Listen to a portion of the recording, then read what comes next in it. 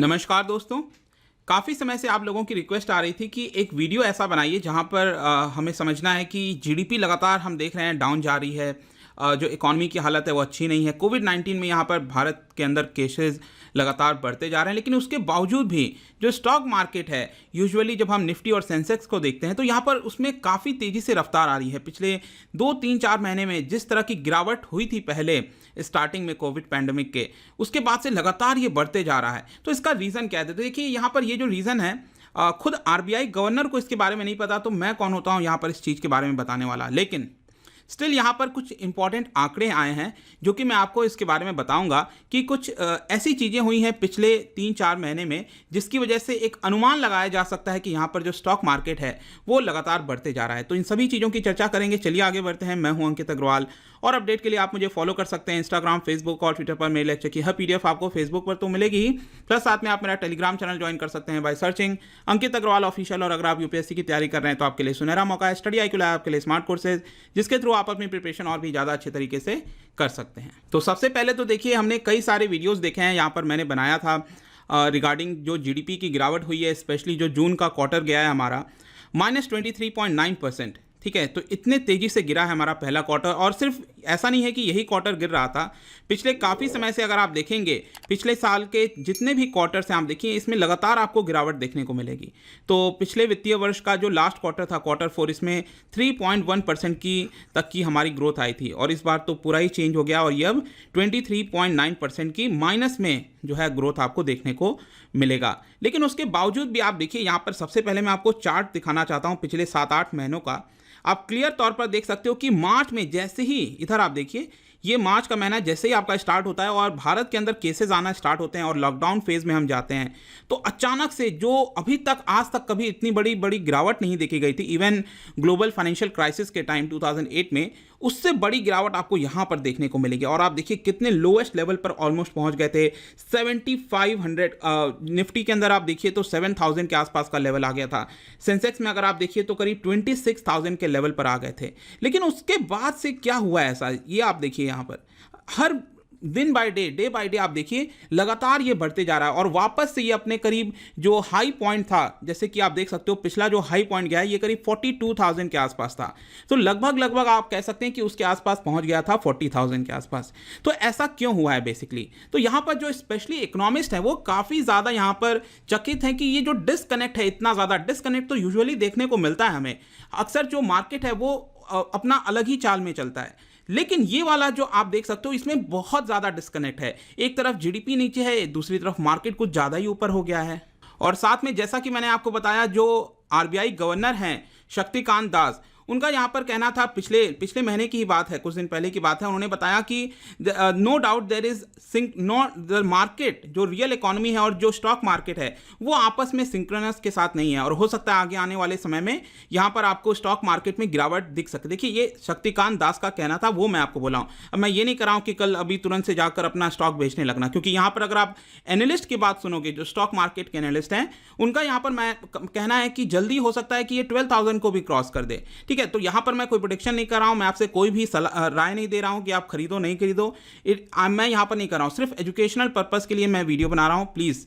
तो यहाँ पर क्या है कि जो एनालिस्ट हैं, स्टॉक इन्वेस्टर्स हैं, उनका ये मानना है कि जो स्टॉक मार्केट है बेसिकली वो फ्यूचर अर्निंग्स को देख रहा है। वो कहीं ना कहीं ये वाला जो ईयर है उसको एक तरह से उसके बियॉन्ड जा रहा है, मतलब कि उसको पता है कि यहाँ पर इस साल ये जो गिरावट है वो होनी है और वो आगे चलकर जो अगला फाइनेंशियल ईयर है, दैट इज 2020-21 का, उसके हिसाब से फॉरवर्ड देखते हुए यहाँ पर मार्केट में जो है आपको बढ़ोतरी देखने को मिल रही है। और साथ में जो आपके एनालिस्ट हैं उनका ये भी मानना है कि जो जीडीपी में इस बार गिरावट हुई है ये वन ऑफ द फैक्टर है। इसको हम ये नहीं कह सकते कि आगे चलकर ये सेम होगा। ऑब्वियस सी बात है, वापस से आपको अचानक से रिकवरी देखने को मिलेगी। और ऐसा तो है नहीं कि ये सिर्फ भारत के अंदर ही हो रहा है, ये तो पूरा ग्लोबल फिनोमिना है। तो इसका असर आपको स्टॉक मार्केट पर इसी की वजह से ज़्यादा देखने को नहीं मिल रहा है। प्लस यहाँ पर जो पीपल हैं वो बहुत ज़्यादा इकोनॉमिक नंबर्स पर नहीं जा रहे हैं इस समय, क्योंकि आप समझिए जो स्टॉक मार्केट है वो किस बेसिस पर चलता है, it's almost like demand and supply. जितना ज़्यादा आप इन्वेस्ट करोगे, डिमांड करोगे, बाइंग करोगे, उतना ज़्यादा आपका स्टॉक मार्केट ऊपर चलता जाएगा, राइट। और इस समय अगर आप देखिए पिछले कुछ आंकड़ों की अगर हम बात करें तो इन्फ्लोज, जो फॉरेन इन्फ्लोज हुआ है, चाहे एफडीआई की बात करिए, एफआईआई सीपीआई की बात करिए लगातार बढ़ता गया है। मैंने अपने सभी इकोनॉमिक्स के वीडियोस में आपको बताया है कितने नंबर्स थे इसके। इसके अलावा देखिए तो रुपी जो है वो पिछले कुछ समय से यहाँ पर अब वापस से रिकवरी मोड पर आ गया है। डॉलर इंडेक्स, मतलब कि डॉलर मजबूत है कि कमजोर है, तो यहाँ पर उसको एक इंडेक्स के थ्रू देखा जाता है। तो डॉलर इंडेक्स भी आपको कमजोर होता हुआ देखने को मिलेगा। और इसके अलावा अगर आप देखिए, मुझे ऐसा लगता है कि जो सबसे इंपॉर्टेंट चीज है जो कि मार्केट को इतने तेजी से बढ़ा रही है इस समय, वो है दोस्तों रिटेल पार्टिसिपेशन। जी हाँ, रिटेल पार्टिसिपेशन मेरे ख्याल से ये सबसे बड़ा मुद्दा है जिसकी वजह से जो स्टॉक मार्केट है वो लगातार बढ़ते जा रहा है। मैं यहाँ पर एक काम करता हूँ, आपको देखिए सीएनबीसी के द्वारा, टीवी 18 के द्वारा यहाँ पर कुछ आंकड़ों की जारी की गई थी, उसी के मैं स्क्रीनशॉट अब आपको दिखाऊंगा और आपको बताऊंगा कि क्यों ऐसा मैं कह रहा हूँ। देखिए रिटेल पार्टिसिपेशन क्या होता है, देखिए एक होते हैं इंस्टीट्यूशनल इन्वेस्टर्स। इंस्टीट्यूशनल इन्वेस्टर्स कौन से होते हैं, जैसे कि म्यूचुअल फंड हो गए। म्यूचुअल फंड कौन होता है, कई जगह से यहाँ से पैसे लेते हैं आप लोगों से और एकत्रित कर यहाँ पर लगाते हैं, तो एक अपने आप इंस्टीट्यूशन है वो। तो वो लोग जब इन्वेस्ट करते हैं उनको इंस्टीट्यूशनल इन्वेस्टर्स कहा जाता है। वैसे इंश्योरेंस कंपनीज हो गई, वो लोग भी इन्वेस्ट करते हैं। तो इस तरह के जो होते हैं आपके इंस्टीट्यूशनल इन्वेस्टर्स हो गए। लेकिन इसके अलावा जो रिटेल इन्वेस्टर्स होते हैं, जैसे कि मैं और आप, जब हम यहाँ पर घर में बैठकर मोबाइल के थ्रू, कंप्यूटर के थ्रू यहाँ पर इन्वेस्ट करते हैं, तो ये हम रिटेल पार्टिसिपेशन होते हैं। इसमें जो हाई नेटवर्थ इंडिविजुअल्स हैं वो भी इन्वेस्ट करते हैं, वो भी इसी के अंदर आएंगे। तो यहाँ पर सबसे पहले आप आंकड़ा देखिए, जब लॉकडाउन आपका स्टार्ट होता है मार्च के महीने में, उसके बाद से अगर आप देखोगे यहाँ पर तो लगातार जो डीमैट अकाउंट है, डीमैट अकाउंट क्या है, अगर आपको ट्रेडिंग करनी है, स्टॉक मार्केट में निवेश करना है, तो आपको एक डीमैटेरियलाइज्ड अकाउंट खोलना होता है। पहले क्या होता था, एक पेपर के फॉर्म में बहुत मुश्किल होता था, यहाँ पर बाइंग सेलिंग करना काफ़ी लंबा लग जाता था। लेकिन हमें पता है कि यहाँ पर अब एक सिंपल मोबाइल के थ्रू आप ट्रेडिंग कर सकते हो, तो आपको एक डीमैट अकाउंट खुलवाना होता है। तो डीमैट अकाउंट में जितनी ज़्यादा बढ़ोतरी आएगी, इसका मतलब क्लियर तौर पर यह दिखेगा कि जो रिटेल पार्टिसिपेशन है वो आपको ज़्यादा होते हुए दिख रहा है। तो मार्च के महीने से आप देखिए 7 लाख लोगों ने अपना डीमैट अकाउंट खुलाया। अप्रैल के महीने में, मई के महीने में, जून, जुलाई और अगस्त देखिए 11 लाख लोगों ने डीमैट अकाउंट खुलवाया है।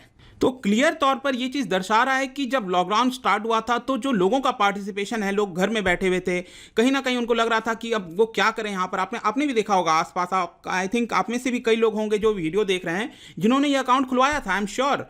तो उस समय अचानक से रिटेल पार्टिसिपेशन बढ़ने लग गया और लोगों का अचानक से इंटरेस्ट आने लग गया, राइट। और उस समय मार्च और अप्रैल में तो मार्केट काफ़ी नीचे हो गया था, तो लोगों को इस समय अपॉर्चुनिटी भी दिख रही थी कि मार्केट नीचे है, चलो यहाँ से खरीदना स्टार्ट करते हैं। तो इसकी वजह से पार्टिसिपेशन बहुत बढ़ जाता है। मैं आपको ओवरऑल 6 महीने का ये जो आंकड़ा है, मार्च से लेकर अगस्त, टोटल यहाँ पर 51 लाख जो डीमैट अकाउंट हैं वो खोले गए थे, अकाउंट ओपन किए गए थे। इसको आप जस्ट कंपेयर करिए पिछले के 6 महीने के साथ, सितंबर से लेकर फरवरी तक, ये जो 6 महीना था, यहाँ पर 27 लाख यहाँ पर अकाउंट खोले गए थे। और इसमें भी मैं आपको बता दूं कि सितंबर का जो महीना था, इसमें 19 लाख यहां पर अकाउंट खोले गए थे। उसको अगर आप हटा दोगे सितंबर वाला मंथ, तो बाकी का 6 महीने में कुछ भी नहीं था almost, it is just around 7-8 lakh, right. और यहां पर आप देखिए 51 लाख आपको देखने को मिल रहा है। मैं बता दूं ये जो भी आंकड़ा है ये मैं सीएनबीसी टीवी 18 के द्वारा ये पेश किया गया था, उसी के मैंने स्क्रीनशॉट लगाए हैं, ठीक है। तो यहां पर आप क्लियरली देख पा रहे हो कि जो रिटेल का पार्टिसिपेशन है वो बढ़ते जा रहा है। इनफैक्ट जो total number of demat accounts है हमारे देश में इस समय,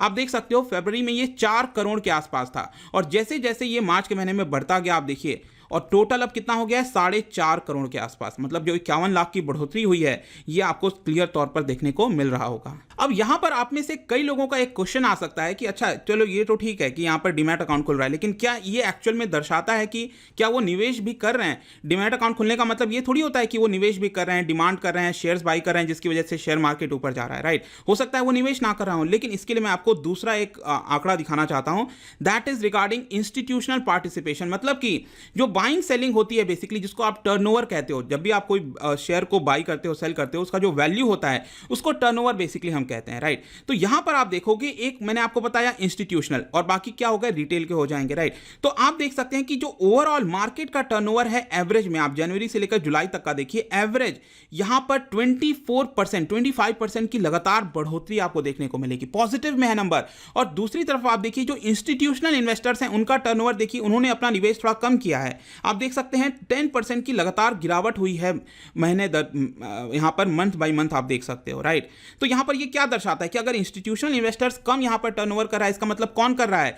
ये आपके जो रिटेल इन्वेस्टर्स हैं। आप क्लियरली देख सकते हो यहाँ पर भी ग्राफ में दिखा रहा है कि पहले मार्च के महीने में इंस्टीट्यूशनल इन्वेस्टर्स का जो शेयर था टर्नओवर के अंदर, ये 30% के आसपास था, ये घटकर ऑलमोस्ट आधा हो गया है। और किसका बढ़ा है? ये बढ़ा है आपका रिटेल इन्वेस्टर्स का, और साथ में इसके जो हाई नेटवर्थ इंडिविजुअल्स होते हैं, अगर आप दोनों को यहां मिला दीजिए तो आप देख सकते हैं कि 85% हो चुका है। तो इसका मतलब क्या है? जब टर्नओवर यहां ज्यादा हो रहा है, और मैंने आपको यहां पर आंकड़ा बताया कि जो डीमैट अकाउंट खोले गए हैं रिटेल इन्वेस्टर्स के द्वारा, तो ये क्लियर तौर पर आपको दिखाता है। मैं ये नहीं कह रहा हूं कि श्योरिटी से आप 100% कह सकते हो, लेकिन कहीं ना कहीं से आपको अंदाजा लगाना पड़ेगा कि ये मार्केट क्यों बढ़ रहा है। तो ये एक बहुत बड़ा रीजन है दोस्तों, जिसकी वजह से यहां पर मार्केट आपको लगातार बढ़ते हुए देखना होगा। और इसके अलावा भी बहुत सारे हो सकते हैं, छोटे बड़े कई सारे रीजन हो सकते हैं, लेकिन जो सबसे इंपॉर्टेंट जो चीज था, जो आंकड़ा आपको पता होना चाहिए, वो ये एक बहुत बड़ी चीज थी। अब मैं यहां पर प्रेडिक्ट नहीं कर सकता कि मार्केट कहां जाएगा, ये एक एजुकेशनल चैनल है, बट स्टिल यहां पर जो भी जानकारी आपको देनी थी, आई होप कि ये वीडियो आपको पसंद आया होगा।